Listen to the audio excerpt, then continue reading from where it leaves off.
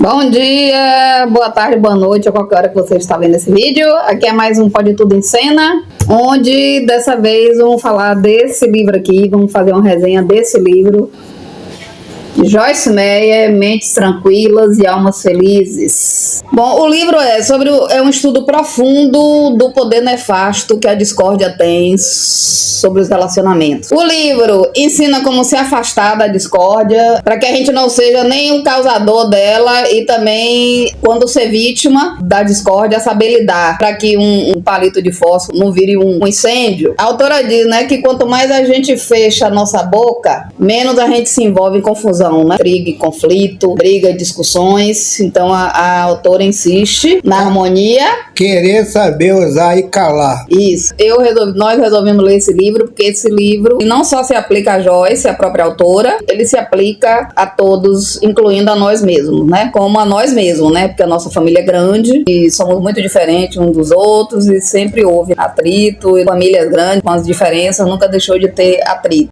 Ela diz, né, que a discórdia acabam os casamentos, acabam as amizades, tornam as crianças amargas, afasta os amigos, dividem as igrejas, arruína a saúde das pessoas, roubam a paz, a mente, os corações, perturbam os ambientes de trabalho. É a discórdia, gente. E criam doenças. Joyce Meyer chama a gente para que a gente fique blindado para evitar a discórdia, né, não provocar a discórdia, não cair na tentação da discórdia, né? Quando vê 2 ou 3 falando mal de um, ficar mudo, porque... Não ficar discutindo política, nem futebol. Porque a discórdia é uma brecha que abre para o inimigo fazer a festa na vida das pessoas. Nem política, nem futebol, nem religião. É isso, é a brecha, né? Que as pessoas abrem para o inimigo entrar e fazer a festa. É a discórdia. O tolo, por mais tolo que seja, se ele for mudo, ele é mais sábio do que o inteligente, do que o sábio. Ele é mais sábio do que o sábio, que fala demais. É o que o provérbio diz. O mais tolo dos homens, quando ele fica em silêncio, mudo, só escutando, ele é mais sábio do que o mais sábio dos homens. Ela fala muito de intriga. E viver em paz consigo mesmo. Primeiro é com a gente mesmo, né? Porque ela fala que se a gente não ficar em paz com a gente mesmo, não aprender a ficar em paz com a gente mesmo, não tem como passar essa paz pro outro. Mas o livro todo fala de pessoas que são viciadas, né? Em conflito, em discórdia, em crítica, em julgamento, em fofoca, né, em se precipitar e já emitir sua opinião antes de saber do que realmente está acontecendo, antes de saber o contexto, já vai apontando, já vai julgando. A autora insiste na concórdia, na discórdia.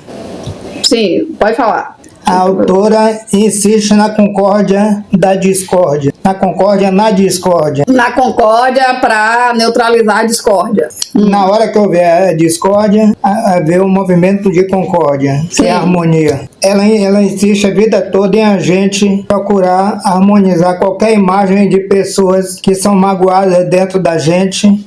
A gente procure apagar e substituir essa imagem por outras positivas. Ela fala da história de vida dela, né? Onde ela foi muito ferida, principalmente pelo pai. E aí ela levou isso pra frente e descontava em todo mundo. Todas as pessoas que ela cruzava, ela descontava a amargura dela. Até que ela entendeu que ela tinha feridas dentro dela mesma, né? Essas feridas precisavam ser curadas para ela viver em paz com o marido, com os filhos, né? Perdoar o pai, perdoar a mãe. E com Deus. Primeiro de tudo, ela ficar em paz com ela mesma para ficar em paz com Deus. Para transferir essa convivência pacífica com o marido, com os filhos, que ela disse que ela queria o tempo todo mudar eles, né? Do jeito dela, colocar eles do jeito dela, que o marido fosse do jeito que ela queria, que os filhos fossem do jeito que ela queria, mas ela nunca tinha sucesso. Até porque ninguém muda ninguém. E se os pais terrenos, cheios de defeitos, cheios de pecado, perdoa os filhos, são misericordiosos com os filhos, paciente, perdoa 70 vezes 7 vezes. Imagine o nosso paizinho que está no céu. Ele é contra a discórdia. Salmo 133:1. Oh, quão bom e maravilhoso, quão suave é que os irmãos vivam em união, né? Vivem em paz. É o Salmo 133:1. Sim, Tá aqui, deixa eu mostrar aqui, Toninho, uma figura que está estampada na mesa. Então, assim, o livro, Joyce Meyer fala do amor incondicional, né, de Deus, e como Deus detesta a discórdia. Então, nós vamos falar do amor de Deus e da aversão que ele tem à discórdia. São dois tópicos que vão ser abordados nesses episódios. O que é que você tem aí em mente? Deus é o amor na mais alta concepção que você pode ter. É sumamente bondoso, sumamente misericordioso, sumamente perdoador. E contra a discórdia, né? É o que Joyce Meyer fala. Ele é totalmente contra a discórdia. Ele é totalmente averso. Ele não tolera discórdia, desunião, desarmonia, né? Você falou, né, que... Dualidade. O contrário da discórdia é harmonia, né?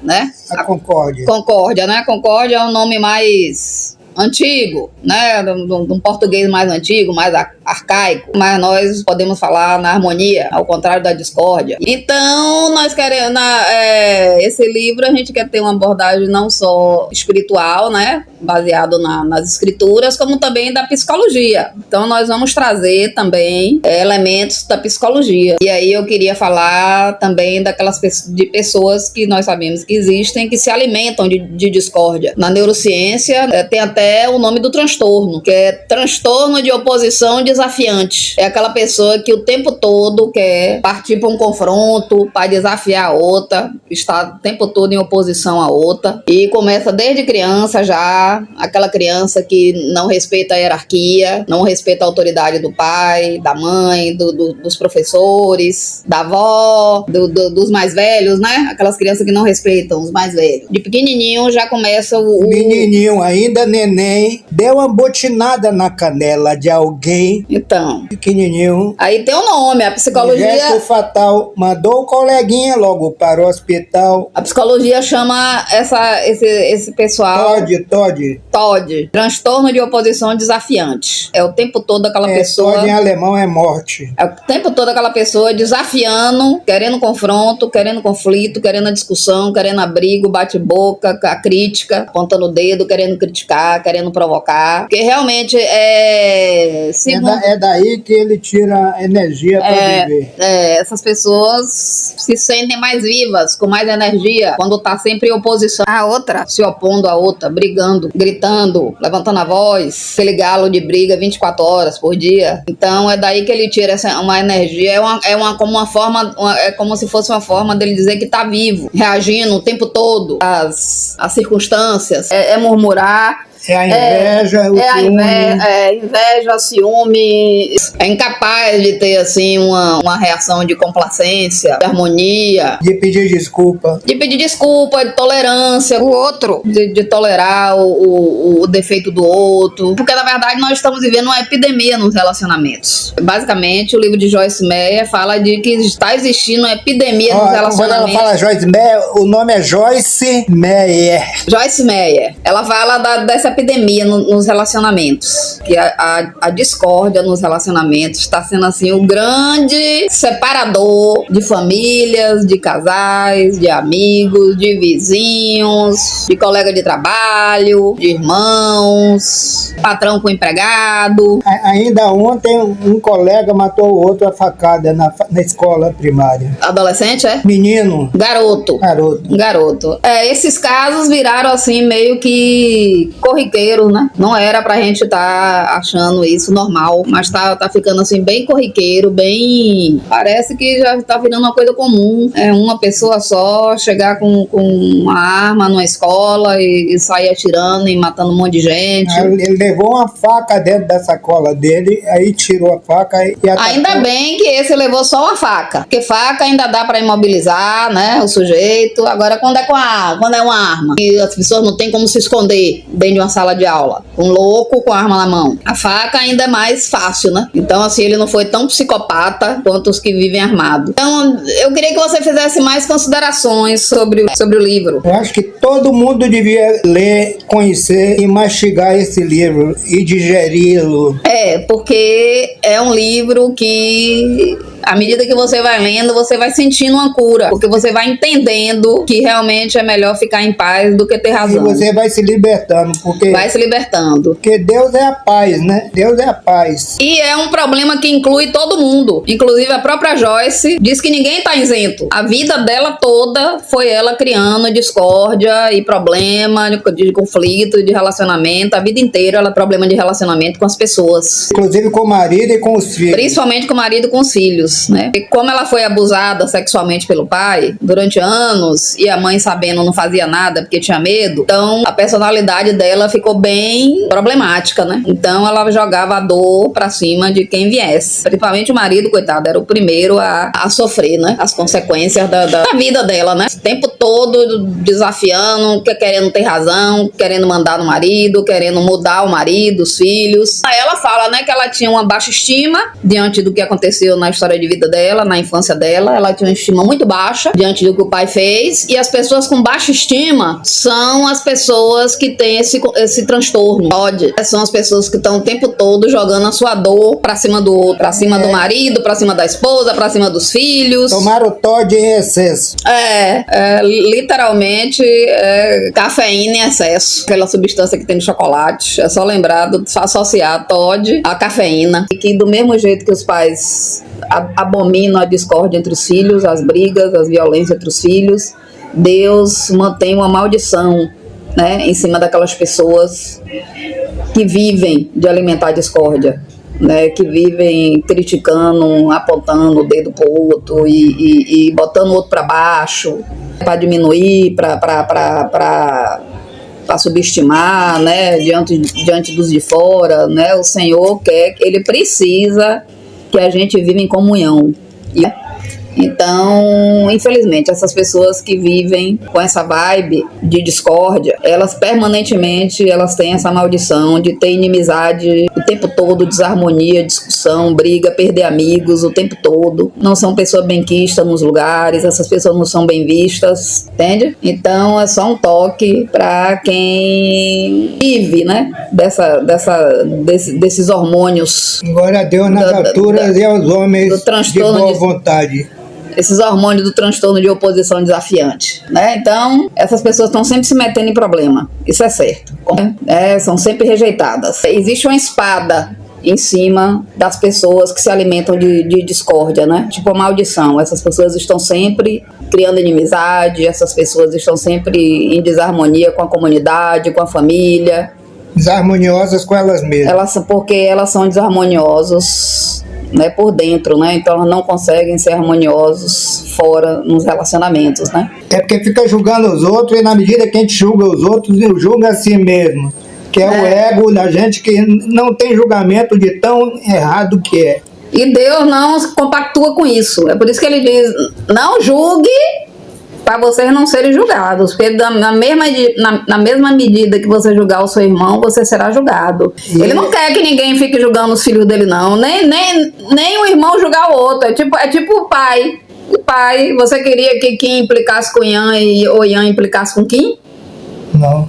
Né? Você como pai, você queria que um irmão, um filho seu implicasse com outro? Meu pai, não, para quem é isso, quem é aquilo, e é isso. Para com isso. Não é? Nenhum pai quer, nenhuma mãe quer que os filhos briguem entre si, né? Ou troquem acusação entre si. E cada segundo da vida é a vida nos amando. E não foi nos dada a procuração para apontar o dedo, para condenar, para odiar, para provocar discórdia.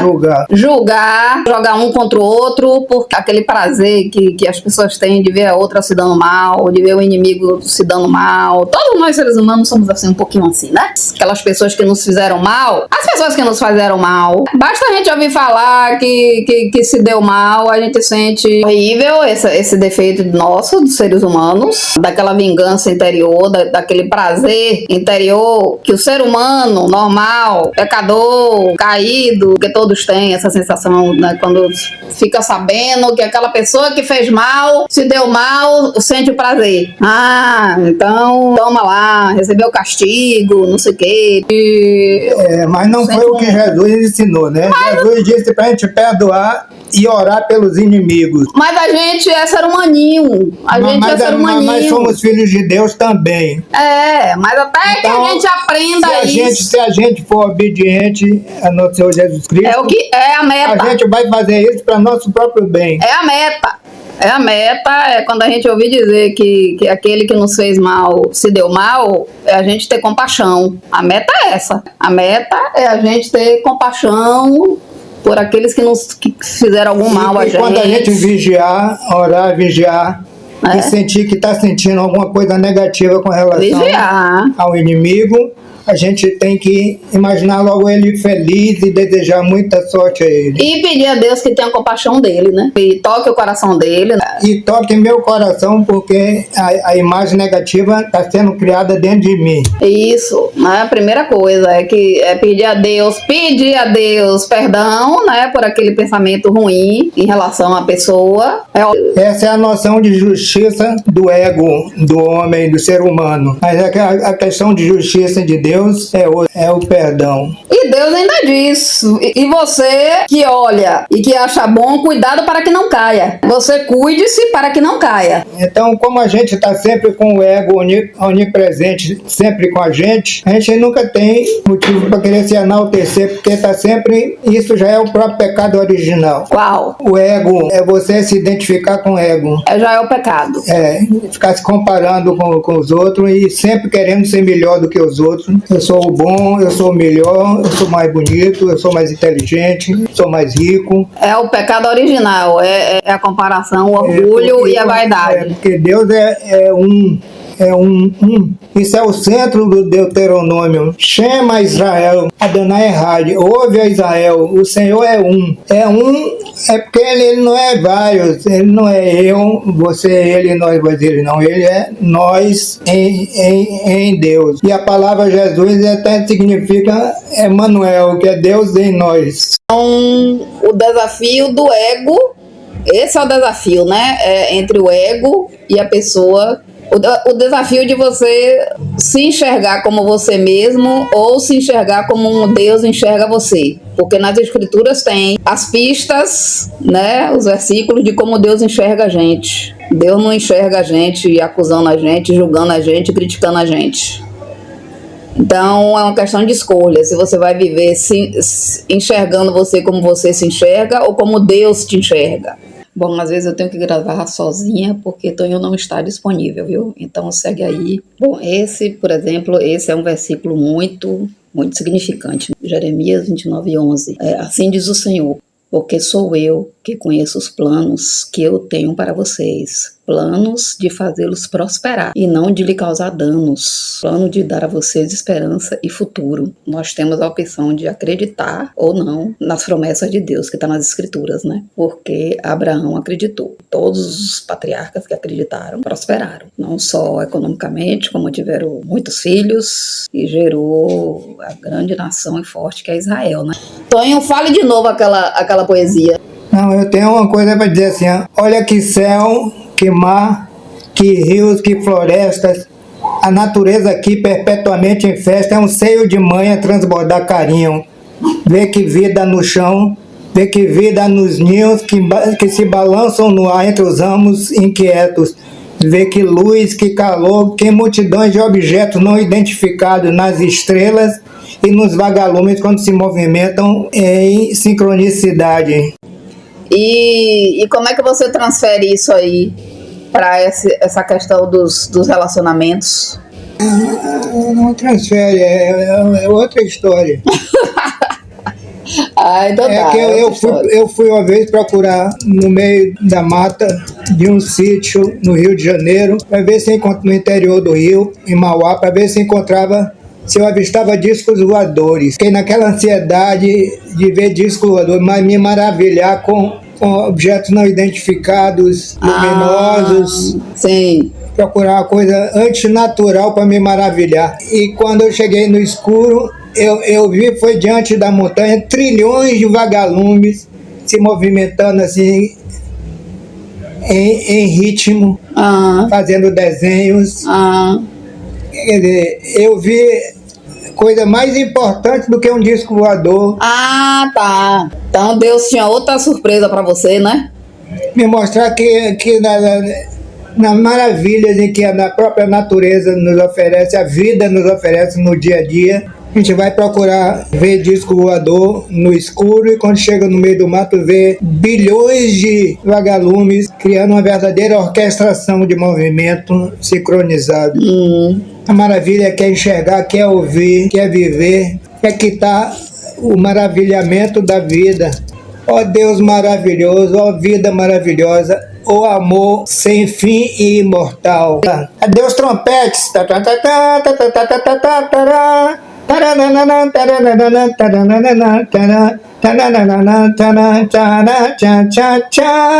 Jesus está voltando! Na verdade, ele tá aí para quem tem olhos para ver. Depois a gente continua, porque tem coisas, tem pérolas aqui que a gente não pode. Então, vamos continuar, né? Esse tema, vamos dar continuação a esse tema. Beijinho, Mita. Beijinho todo mundo logo. E aí, voltamos em breve. Beijo a todos aí, os que seguem a gente, nossos amigos, nossos irmãos. Beijinho, Kim, beijinho, Paulinha. Ian, né? Ian. Tá, é isso aí. Beijo. Até a próxima. Tchau. Bye.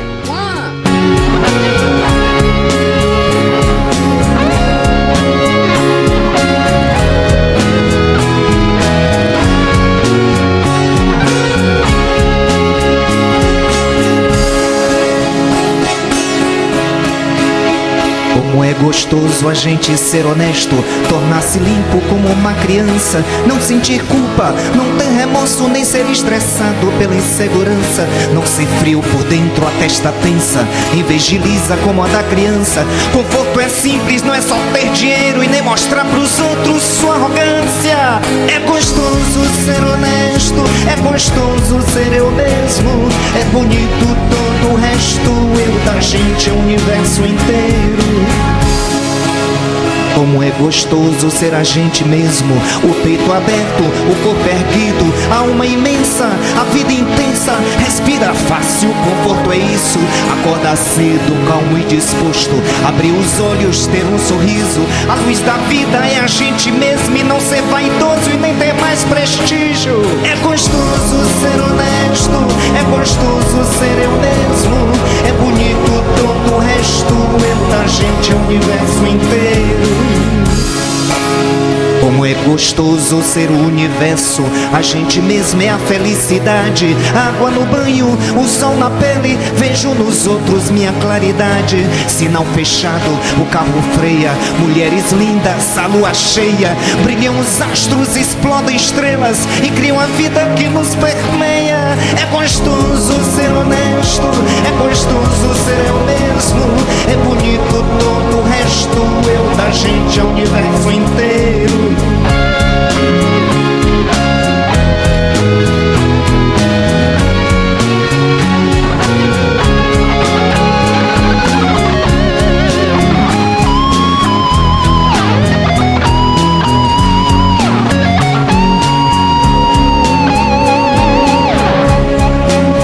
Eu sei que podem até ficar dizendo que esse babaca tá delirando, tem mais vantagem que é desonesto, ele é um ingênuo, é de outro plano. Mas eu tenho paz, eu tenho a luz, eu tô com o sol e tô com as estrelas, com os insetos embaixo da grama, poder imenso que se derrama. Eu sei que podem até ficar dizendo que esse babaca tá delirando, tem mais vantagem que é desonesto, ele é um ingênuo, é de outro plano. Mas eu tenho paz, eu tenho a luz, eu tô com o sol e tô com as estrelas, com os insetos embaixo da grama, poder imenso que se derrama em nós.